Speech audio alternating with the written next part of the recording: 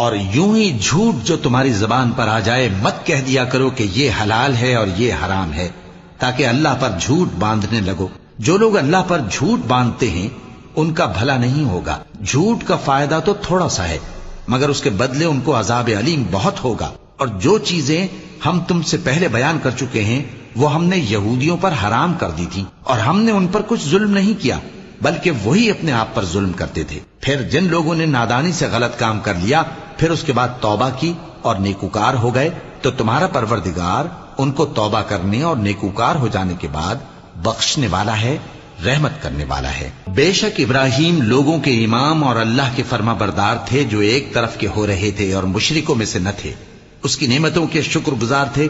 اللہ نے ان کو برگزیدہ کیا تھا اور اپنی سیدھی راہ پر چلایا تھا، اور ہم نے ان کو دنیا میں بھی خوبی دی تھی اور وہ آخرت میں بھی نیک لوگوں میں ہوں گے۔ پھر اے نبی